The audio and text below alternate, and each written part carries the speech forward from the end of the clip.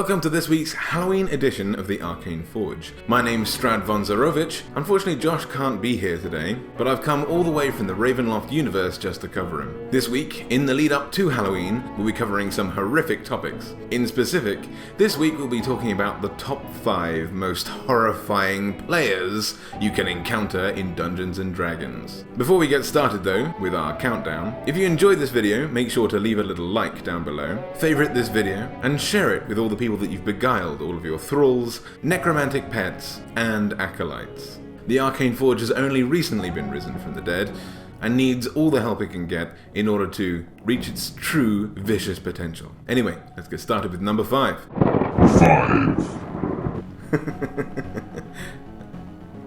Oh, it's my turn? 2 seconds, Van Helsing just messaged me. No, I'm listening. Fine. Number 5 is the player who turns up every single week, as they should, but just like the risen dead, only their bodies are there. Their minds are not there in person because they are glued to their phones, to their books, to their drawings, to their writings. They're not really playing the game because they're distracted, while a plot painstakingly crafted unfolds before them. The rest of the party reach deep into their soul for meaningful and impactful role-playing. This player finds that they would rather see what one of their Instagram followers has had for lunch this week, rather than being involved in the game. They can often be spotted in the dark corners of the room, lurking, illuminated only by the blue light of their small screen. Such are the properties of the cursed item that found its way into their pocket. Players may see their friend, but it is only a cruel shadow of their former self, the player that they once were before they discovered that they could basically just look at their phone for the whole adventure. 4. See, that's not exactly how it's written in the book. See, if I was the DM, I would have resolved this totally differently. Number 4 is the rules lawyer, or the backseat DM. Now, there are subtleties that separate the two, but the reason why this player reaches number 4 is because, due to their years of experience playing the game, they feel like they know better than the person who's taken the time out of their life to construct a whole story for numerous people to play through. They can often be found rifling through scrolls and books, searching desperately for one tidbit of information that proves that an encounter should have unfolded differently, that a player who was confused, being irrational, or having some kind of problem that impacted the rest of the group should have been dealt with in a different way. If only we had the foresight that this ex-DM holds, then surely no conflict would ever arise. We would play the perfect game. Now, critiquing and helpful feedback can genuinely improve a game and a DM's skills. But when a DM or a player makes a decision that is agreed upon with the rest of the group that may bend the rules slightly in favour of making a better story, one member of the party has to object, it can unsettle the flow of the game. Perhaps a backseat DM has played the pre-written adventure that the rest of the group is playing currently in some previous edition or other, and they can't resist the temptation to tell less experienced players tiny spoilers that would help them, but ruin the overall plot for the rest. The suspense is marred by this player's requirement to appear knowledgeable. They can often be found burning in a pit of despair, waiting, itching for their turn to speak, just so they can inform others that were they in control of the situation, something far more amazing would have happened. Oh, if only they were under control of this situation. Perhaps they will step in as a player is unsure of what to do, the DM leaning over to help them with their problem, but the backseat DM will interrupt, using their obviously far more fortuitous knowledge to stop playing the game and to prove to the other members of the party that they know best. Using prior knowledge to help new players is always welcome, but when the person running the campaign knows how to help and is willing to, is even making the time to do so, always make sure to let them have a chance. If you disagree with their decision, it's always best to confront the DM after the session. Perhaps the two of you will reach some sort of understanding. The backseat DM's knowledge is almost certainly useful. After all, they have played these campaigns, they do have this knowledge, but when it interrupts the flow of gameplay, it can ruin the story for the other players. 3. Oh, what's your character called? Thralmar Ironheart. Oh, does he have a rich, developed backstory? You've worked really hard on it. Oh, everyone else is playing a very serious character. Yeah. Oh, my character. Oh, his name's Buttface. Number 3 is the player who intentionally undermines the tone of the story. Perhaps you're playing a nice, casual game with friends, or brand new players who are uncomfortable with roleplay, and knocking a few beers back, people just want to crawl through a dungeon, blow off some steam, have a bit of fun with a silly encounter.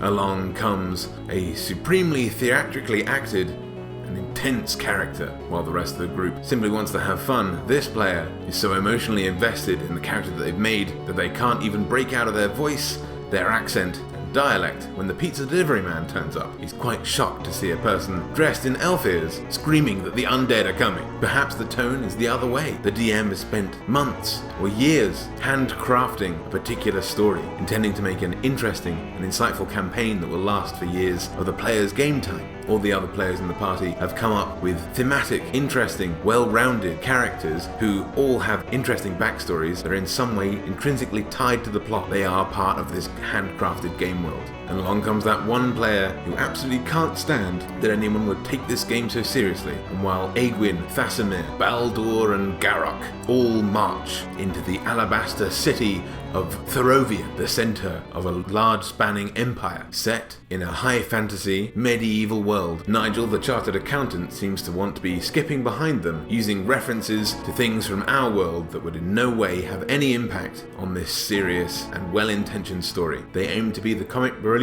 by undermining the hard work of the DM and the other players. Surprise, surprise, very few people actually find this amusing. Make sure to gauge the tone of a group. You may be playing with your absolute best friends, but if the way you like to play doesn't fit the tone, or you're unwilling to change the way that you play to fit a tone, you might want to find a different group for your next game. Comedy and seriousness can be wonderful in any campaign, so long as it doesn't undermine the rest of the party's hard work. 2. Yeah. Oh, he's some sort of like ancient powerful guy. Oh, and he's got a mission for us. Oh, he's really intrinsic to the plot. Oh yeah, no, I set him on fire. Yeah. Number 2 usually refers to a group of players. They're those guys who absolutely can't resist disrupting the plot and story of a world or a series of quests because of the banter. They're just gonna murder every single person in sight and wonder why they end up getting thrown in jail, or why the DM seems to find it really hard to send them on a mission. They don't want to be led, they don't want to be told what to do, for which again there is room in any D&D campaign. But they've decided that it's so much more fun destroying somebody else's hard work for a cheap laugh than it is to be sent on a well-crafted story. They're so unbelievably random and crazy that if you went to their cubicle at work, you'd almost certainly find a calendar that says, "You don't have to be crazy to work here, but it helps." They're often described by their friends outside of games as a bit of a character, which usually means that they're desperately searching for some means to turn any situation into a humorous one, even if it becomes tiring and stale for just about anybody else that they encounter. These players can often be found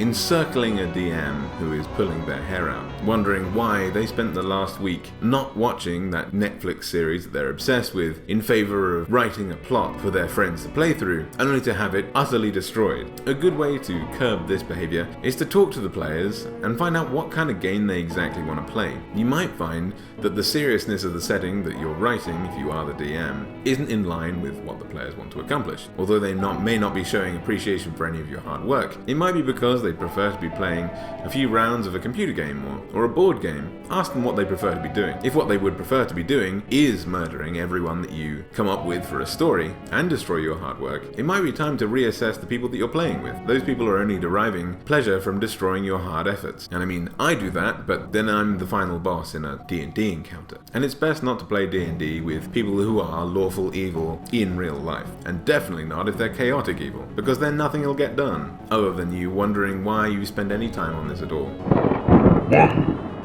Nuh-uh, you can't do that. You can't actually kill my character because he's a half-elf, half-Azamir character, so technically he's immortal, and he could have totally torn that ogre in half, but he was just holding back. Number 1, the absolute most terrible and horrifying player that you may encounter in your D&D sessions is the precious player. These Mary Sues are so obsessed with their characters and so precious about what they can do that they will often be found having tantrums if the story doesn't go exactly their way. At the end of an encounter, if treasure and loot can be found, they'll almost certainly be the first people to scoop it up once they've had a good rifle through and found out what they want. If it's not everything, they will graciously bestow the occasional gift upon the rest of the party. If their character were to ever die, you might find them flipping the table over and storming out of the room, choking back tears, never to be heard from again. Maybe they'll even go so far as to undermine other players by pickpocketing from them, just to take what they want from other players, causing inner party conflict. But of course, their character is too powerful and too well loved to have anything bad happen to them. They might try intimidating the DM into making sure that the story goes their way. They must be the center of the plot. If the rest of the party decide that they want to go right at the end of a maze, but this character desperately wants to go left, they might make their character sit down and sulk in the middle of combat just to teach the rest of the party a lesson, watching their friends die and still be expected to be found as a lawful good character. They find it hard to imagine why everyone else in the party isn't falling at their feet, fawning after them and worshipping them as the true hero of this campaign. This player is best dealt with by attempting to see whether or not they can be convinced to play an entirely random character, a random race, a random gender, a random class, something of which they have no control over. If you find gradually they seem to gravitate towards altering their character until they bear no resemblance to this random one and somehow magically become this idealized version of themselves that they wish to play in the first place, or throw a temper tantrum at the concept of not being able to play exactly what they want to, which happens to be the perfect character, with no flaws whatsoever, it might be worth politely asking this player to leave before they ruin the idea of D&D so badly for the rest of the players they no longer want to have a go. Now,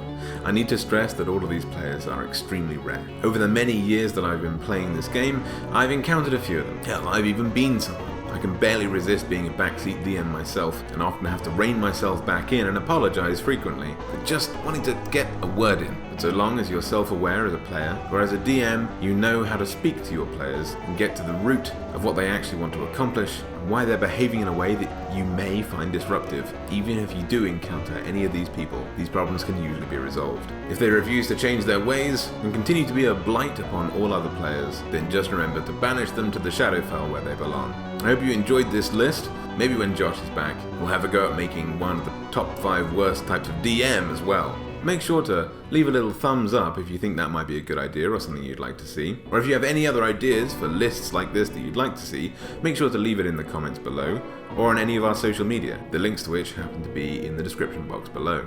I hope you have a fantastic Halloween, and until next time, I'll see you later.